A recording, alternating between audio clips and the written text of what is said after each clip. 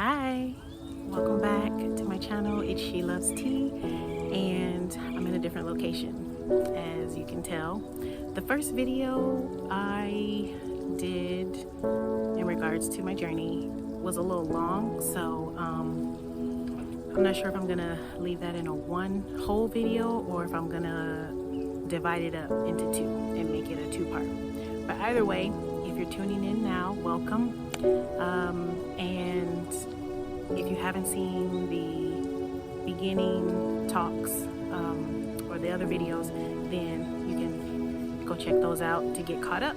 But I guess on this video I'm just gonna continue telling you about my journey. And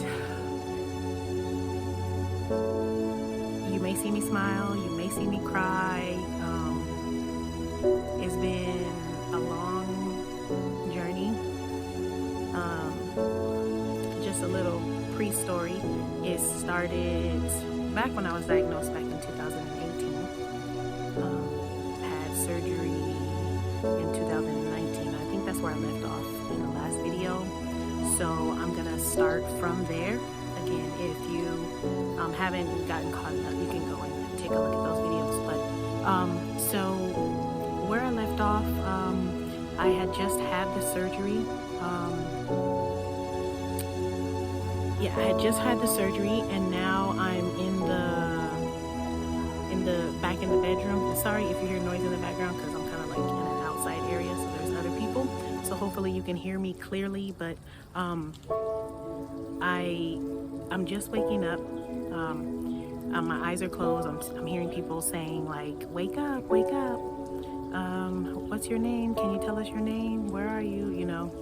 So I guess that's what they have to do to get you to, come back to reality, I guess, when you have so much anesthesia, or when you have anesthesia, and then they just want to make sure that, you come out of it. So I begin to open my eyes because I'm hearing these voices like, who's yelling at me? Like, where am I? So I get ready to open my eyes, and then I can hear my family's voices like, yeah, open your eyes, and particularly my husband, I hear him saying, open your eyes, the surgery's over, it went well. So I open my eyes, and I'm not sure if I said this in the other videos, but part of the tumor is, not only is it on my pituitary gland, it's also pressing on my optic nerves. So when that happens, you lose your peripheral vision, right? So everybody knows, like, when we see, you see, from here all the way around, central vision and your peripheral visions. That's what that is. So part of the tumor being pressed on the optic nerves is you lose your peripheral vision. So whereas you think you're seeing like this, you're really seeing kind of like this. So and in a moment that I opened my eyes, like, I could literally like see all around. Even if I'm looking like straight, I can see over here, I can see over there, on the right and on the left, right? So I turn my head, I look over, see my husband there, and I see all these nurses around me, and they're like, hey, how are you? What's your name? Like, how are you feeling? It's over, the surgery's over now. And I just felt tears start to come, because I'm like, I can see, normal. And they said the doctor will be in with you later. And so, okay. So I'm in the hospital now, and they say surgery is like a day, you're supposed to recover. And there was so much going through my mind, like, oh my gosh, like, I just really had brain surgery, literally had brain surgery. And looking at me from the outside, you wouldn't know, people seeing me think that, everything's normal, not, healthy, happy, go lucky, everything's all good. When inside it's just like, there's a lot going on. So, the doctor comes to see me, and he said, he said it was a tough surgery. Apparently the tumor guess tumors there in that area are like sticky, so that they can just go in and then just like suck it out like a vacuum. But in my case, he says it was calcified or dense, so it was really hard. So instead of them going in to suck it out, they had to like chip at it to get it away. Now, and initially he told me that when they go in, they want to be safe about going in, and if they see like any danger, you know, where my optic nerve will be affected or the pituitary, you know, then they'll back out. But he told me that it was dense and they had to chip at it. He got as much as he could, but he wasn't able to get all of it. So imagine, not only am I having all these feelings about having brain surgery, but now after the surgery is over, I'm thinking like, yes, and then I get the news that they didn't get all of it. So he said, but the bright side is we're going to continue to monitor it to make sure, you know, it doesn't grow. We'll have you, you know, come back, you know, in like, I think my 2-week checkup, and then again in like 3 months. And then they'll have me do another MRI just to, you know, see where we're at. So I'm like, oh, okay. On one note, man, they didn't get it all. On the other note, I'm like, but I'm about to get married in a few weeks. So it's just like, a lot of emotions, right, going on through my mind. So, with that being said, in all of that, I was grateful. Just, first of all, grateful to have a successful surgery in what it was, and then also grateful that I had loving people by my side throughout the process. So with all of that, now we're in the hospital. We're supposed to be in there like one day, and then we go home the next day, and it's fine. That's what these surgeries are like. That's what they tell you. Well, apparently I had to learn to walk again. I couldn't even walk. So now there's so many restrictions with this surgery as well. If you don't know and you haven't had it before, or you're going to go through the process, some of the restrictions that you have once you have this surgery is that you cannot lean your head down, so you can't like look at the floor, meaning now some of your daily activities of daily living are affected. So you can't look down, you can't tie your shoe, you can't bend over from like the waist over, you can't drink through a straw. There's so many factors that play into things when you have this surgery, whereas you're still looking normal on the outside. But the reason for all of that is, the doctor says, is that they don't want the cerebral spinal fluid, CSF, to leak out, right?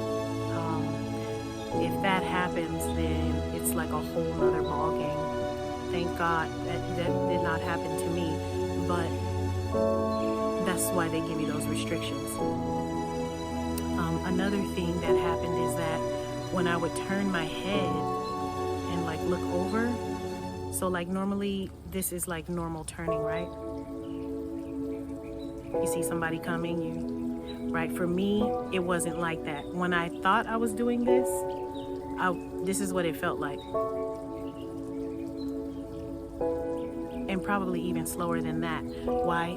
So I asked the doctor, like, why is that happening? What's going on? He says, my body has to come back to homeostasis, because they went in there and things are all around, like, kind of, you know, it felt like when I was turning my head, everything else was turning after I turned my head. So it felt like it was moving in slow motion, but had something to do with the equilibrium and then the body returning back to homeostasis. So that's another thing that I was dealing with. So if somebody called me, I couldn't just go yes. You know, I had to like take my time, look, not remember to put my chin down. So I think that night or the next day, the nurses came to get me so they could take me to go try and walk. I couldn't even get out of bed, so they ended up getting a physical therapist to come to help me test my strength and all of that, see if I can get up out the bed. I was able to get up with the assistance of the physical therapist, and they had me on a walker, and then I had to like walk just around where my bedroom was. So I was in the hospital, I believe, 3 or 5 days. I think it ended up being 5 because they have to make sure that your bowels are working and all that stuff, whatever. So I know the story might be sounding like it's long, but it was a lot. I really went through a lot, even through this smile. And you know, the way people saw me after the surgery, family members, friends, people, I'll get to that later, but people even at my wedding didn't even know what was going on, right? So after all of that, I ended up going home. So upon going home, I still have to like abide by those restrictions. Imagine trying to bathe yourself too. You can't look down, you can't bend down, all of that stuff. Brush your teeth, like all kind of stuff. So get home, finish planning the wedding. I have to go back, see the doctor in like 2 weeks, 2-week follow-up. Go back, follow up with the surgeon. And he was actually able to clear me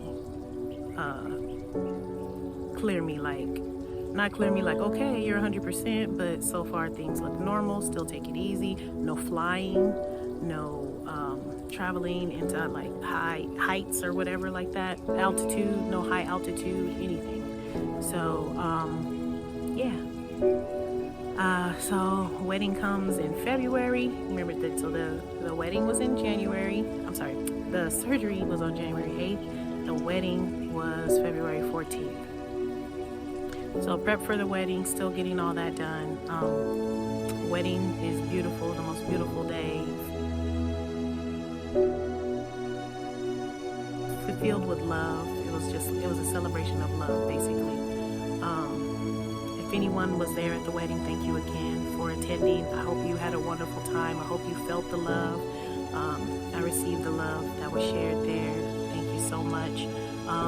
And also, if you're watching this video and you didn't know, yes, I had just had brain surgery about 4 to 5 weeks prior. But God is good, and I'm, was able to still be there and dance and be amongst, people that I loved and that love me, hopefully, So that was the surgery. Wasn't able to go on a honeymoon, so I had to go on a mini moon. Which was like, local destination, because remember the doctor said no altitude, can't fly or travel anywhere. So time passes. I go back for the other MRI. The doctor has now, or the surgeon, sorry, has now told me that he thinks, or he believes, that he can go in again and get more, but we got to act on it. Again, tears immediately start falling, because just as I thought I was recovering from the first surgery, now I'm having to wrap my mind around them going back in again. And so, we spoke about it, and just, okay, we got to trust in the surgeons, right? They know, they can see better what's going on in there than I can. So he said, okay, well, when do you want to do it? July. So they were able to schedule me. Now I'm having a second surgery on July 2nd. July 2nd. Now remember, I told you I'm healthy, I'm active, I'm working out, always on the go, that type of stuff. Just as I thought I was, ready to start working out, starting feeling a little better, I'm on the road to, recovery. Because, mind you, he said, like, okay, if it grows, we'll monitor it, then we will go back in, but that won't be till later down the line. And it's like, this is January, somewhere around, I think, thought he was playing an April Fool's joke on me. But somewhere around April is when they said, like, okay, let's go for July. So now I'm having to do all of this again, organize things with work and, let the family know. And speaking of that, so around the first surgery, I didn't let a lot of people know because I was scared. If I'm being honest, I was scared. I didn't know what to expect, what to do, and so I didn't really tell a lot of people. I knew that on the second time around, I needed to tell people so that I could feel that love and receive those prayers. And again, I still hadn't found anyone other than the people that may have been in the hospital around the same time as me that had gone through something like this. So I didn't have anybody to really talk to that would understand like what I'm going on the inside. So what happened is I smiled on the outside, but on the inside, there was so much pain going on. There was so much emotion going on, and I didn't really tell anyone. So how I dealt with it was I started getting piercings. I started getting tattoos, or I should say more tattoos. I was just, I think at that time, just trying to numb the pain and the emotions of everything. That's what was happening. When got belly button pierced, nose pierced, like more piercings in the ear, tattoos, like it's like I'm gonna create a sleeve, But ultimately, that was my way of coping. I didn't know it at the time, but at one point, my husband was like, "Okay, you gotta stop. Like, you're getting like way too many tattoos too soon."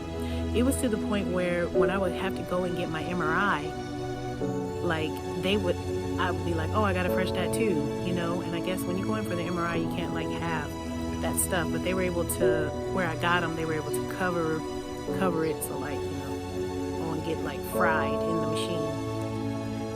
But everybody deals with this differently. I guess I'm saying that to say some people cope, drugs, alcohol, whatever their vice is to cope with emotion or depression, because at that time I didn't know that's what I was going through. But I lost friends, I lost family members, and not due to death, not due to anything like that, but during that time between the first and second surgery, I lost some really beautiful people in my life, and it hurt me. I was really sad, and so my way of coping with it was to get tattoos. I look back at it now and I laugh. And don't get me wrong, I love tattoos, right? But like, that's just the way that I coped with it. I knew no other way. I was journaling. I definitely was journaling. There was times where I didn't journal, and then I felt bad and sad, but meanwhile I'm putting on a smile. Nobody knows what's going on, yeah, definitely like a mental health check where everybody thinks you're strong, you're the strongest one in the group, you're always checking on everybody, going to see everybody, calling everybody, but who's calling you? Nobody's calling you, nobody's checking on you, nobody's seeing how you're feeling, like really feeling inside, like what your mental is, because they see you smile and you have great words for them. They don't feel for whatever reason to check on you and say, "Hey, how are you feeling mentally?" Or, "Hey, how are you doing?" They think because you're strong that, "Oh, you got this. Oh, it's brain surgery. You're strong. You're gonna bounce back." Like, yeah, I'm here today.